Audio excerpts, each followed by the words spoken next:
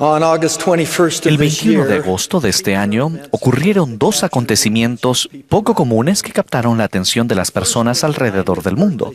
El primero fue la celebración de los 90 años de nuestro amado profeta, el presidente Monson. Ese día me encontraba en una asignación en el área Pacífico y me emocionó ver que los santos en Australia, Vanuatu, Nueva Zelanda y Polinesia Francesa no solamente estaban al tanto de este hito en la vida del profeta, sino que se regocijaron de celebrarlo. Me sentí afortunado de presenciar las sinceras expresiones de fe y afecto hacia este gran hombre. Qué inspirador es ver la conexión que une a los santos de los últimos días con su profeta. El presidente Monson, consciente de aquellos que querían desearle un feliz cumpleaños, describió el regalo ideal. Busquen a alguien que esté teniendo dificultades o esté enfermo o solo y hagan algo por esa persona. Eso es todo lo que pediría. Lo amamos y lo sostenemos, presidente Monson. El otro acontecimiento poco común y astronómico que ocurrió ese mismo día y que cautivó a millones por todo el mundo fue un eclipse total de sol. Era la primera vez en 99 años que un eclipse así recorría todo Estados Unidos. ¿Alguna vez han visto un eclipse solar? Un eclipse total de sol ocurre cuando la luna se interpone entre la Tierra y el Sol y bloquea casi enteramente la luz proveniente del Sol. Esto es asombroso para mí. Si imaginan al Sol como del tamaño de una llanta normal de una bicicleta, en comparación la luna apenas sería del tamaño de una canica. ¿Cómo es posible que nuestra fuente de calor, luz y vida pueda ser oscurecida de tal modo por algo comparativamente insignificante en tamaño? Aunque el Sol es 400 veces más grande que la Luna, se halla a una distancia de la Tierra 400 veces mayor que la Luna. Visto desde la Tierra, esta geometría hace que el Sol y la Luna parezcan ser del mismo tamaño. Cuando ambos cuerpos se alinean perfectamente, la Luna parece oscurecer el Sol completamente. Mis familiares y amigos que se hallaban en la zona del eclipse total describieron cómo la luz dio paso a las sombras. Aparecieron estrellas y los pájaros dejaron de cantar. El aire se enfrió, ya que durante un eclipse la temperatura puede descender más de 11 grados Celsius. Ellos relatan la sensación de asombro, estupor e incluso ansiedad al saber los riesgos que entraña un eclipse. Por eso, durante el eclipse, todos ellos tomaron precauciones para evitar daños permanentes en los ojos o la ceguera por eclipse. Estuvieron a salvo usando lentes o anteojos con filtros especiales que protegen los ojos de cualquier peligro potencial.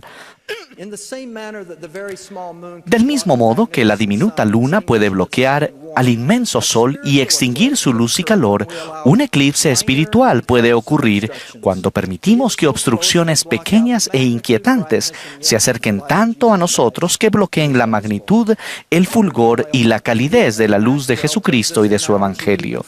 El elder Neil A. Maxwell amplió esta analogía cuando declaró: incluso algo tan pequeño como el dedo pulgar de una persona, si se acerca mucho al ojo, puede ocultar de su vista el enorme sol. El sol sigue estando allí.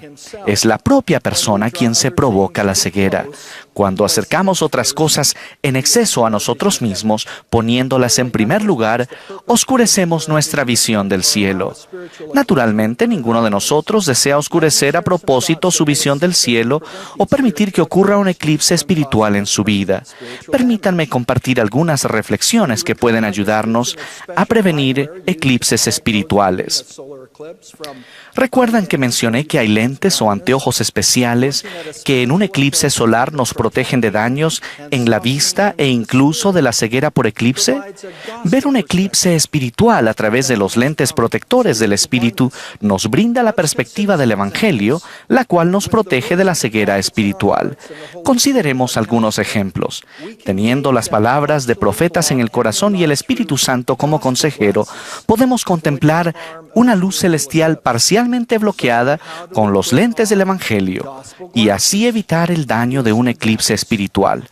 Entonces, ¿cómo nos ponemos los lentes del Evangelio? Les doy algunos ejemplos. Los lentes del Evangelio nos hacen saber que el Señor desea que tomemos la Santa Cena cada semana, que estudiemos las Escrituras y oremos diariamente. También nos dicen que Satanás nos tentará a que no lo hagamos y que procura privarnos de nuestro albedrío mediante distracciones y tentaciones mundanas. Aún en los tiempos de Job, había eclipses espirituales descritos de esta forma. De día estos se topan con tinieblas y a mediodía andan a tientas como de noche. Hermanos, cuando habla de ver a través de los lentes del Evangelio, no estoy sugiriendo que nos neguemos a reconocer, a analizar los desafíos que enfrentamos en el mundo, ni que andemos con ingenuidad, ajenos a las trampas y los males que el enemigo ha colocado ante nosotros. No me refiero a que usemos anteojeras, sino todo lo contrario. Sugiero que veamos los desafíos a través de los lentes del Evangelio. Tener perspectiva es la capacidad de ver toda la información relevante en una relación significativa, enseñó el Elder Oaks. La perspectiva del Evangelio expande nuestra visión a una perspectiva eterna.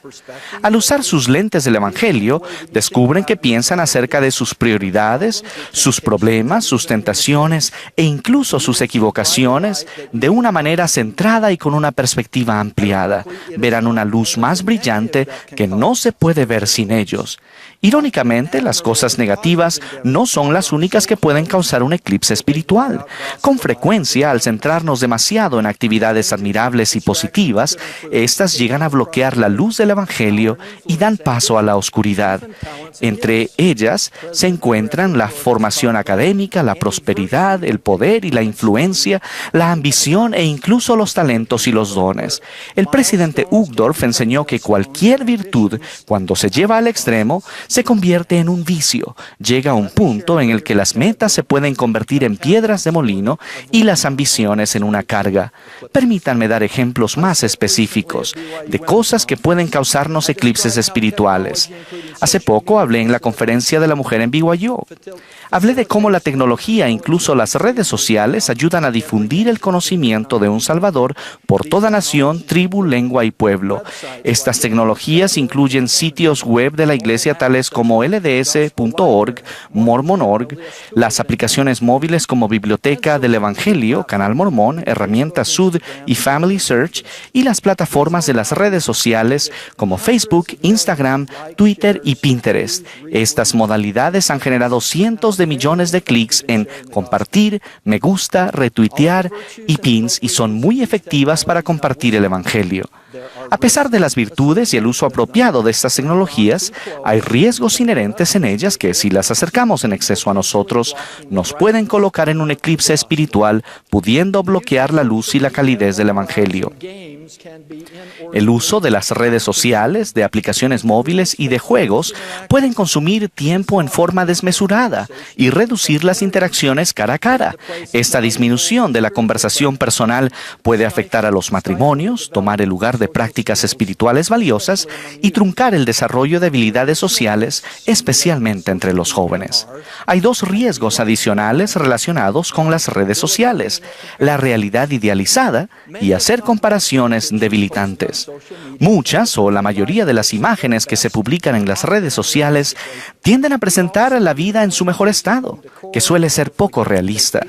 Todos nosotros hemos contemplado hermosas imágenes de hogares decorados, lugares vacacionales maravillosos, selfies sonrientes, comidas muy elaboradas y cuerpos físicos casi imposibles de alcanzar. Aquí ven, por ejemplo, una imagen que podrían ver en la cuenta de cualquier persona en las redes sociales. Sin embargo, eso no capta el panorama completo de lo que realmente ocurre en la vida real. Al comparar nuestras vidas aparentemente corrientes con la representación retocada y perfeccionada de la vida de los demás, tal como se muestran en las redes sociales, pueden surgir en nosotros sentimientos de desánimo, envidia e incluso fracaso.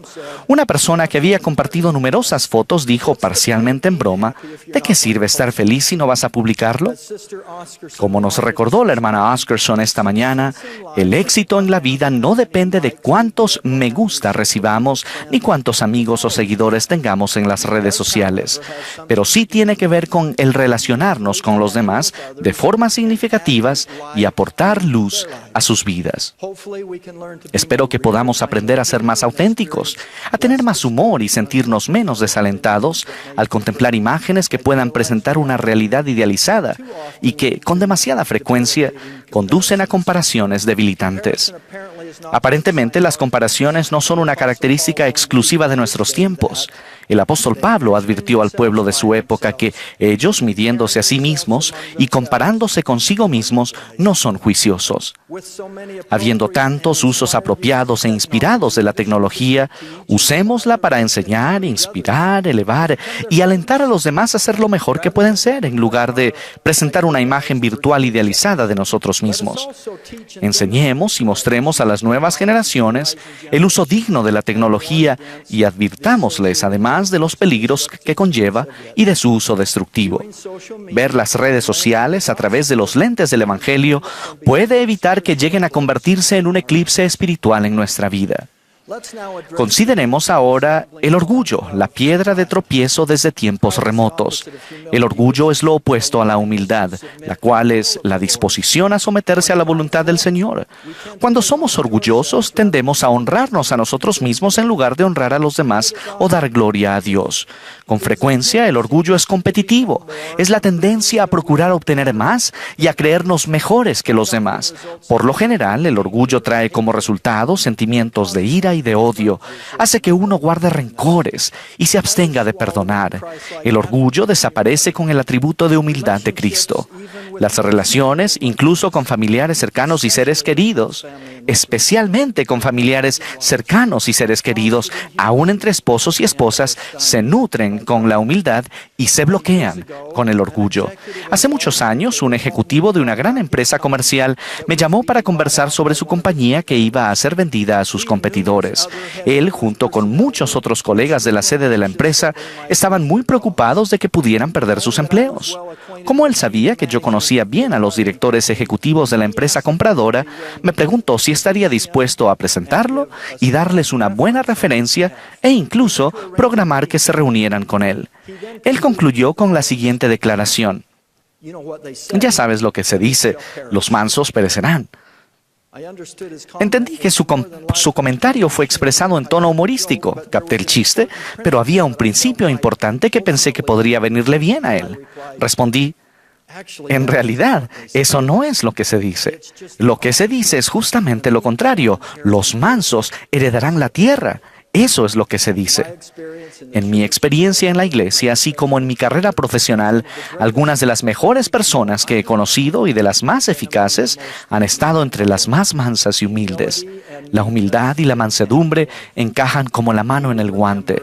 Recordemos que nadie es aceptable a Dios sino los mansos y humildes de corazón. Ruego que nos esforcemos por adquirir la virtud de la humildad para evitar el eclipse espiritual del orgullo. En resumen, un eclipse solar es efectivamente un extraordinario fenómeno de la naturaleza durante el cual la belleza, la calidez y la luz del sol pueden quedar completamente opacadas por un objeto comparativamente insignificante, produciéndose oscuridad y frío. Un fenómeno similar puede suceder en sentido espiritual, cuando permitimos que los asuntos pequeños e insignificantes se acerquen tanto que bloqueen la belleza, la calidez y la luz celestiales del Evangelio de Jesucristo, dejando en su lugar una fría oscuridad. Los objetos diseñados para proteger la vista de las personas que se hallen en una zona de un eclipse solar total pueden prevenir daños permanentes. Los lentes del Evangelio, que comprenden el conocimiento y el testimonio de los principios y las ordenanzas del Evangelio, proporcionan protección espiritual y claridad para quien esté expuesto a los peligros de un eclipse espiritual. Si ustedes descubren algo que parezca bloquear su gozo y la luz del Evangelio en sus vidas, les invito a mirar a través de los lentes del Evangelio y no permitir que ningún asunto insignificante o intrascendente de la vida les oscurezca su visión del gran plan de felicidad. En síntesis, no permitan que las distracciones de la vida eclipsen la luz del cielo. Doy testimonio de que sin importar la naturaleza de la obstrucción que impida nuestra visión de la luz del Evangelio, la luz sigue estando allí.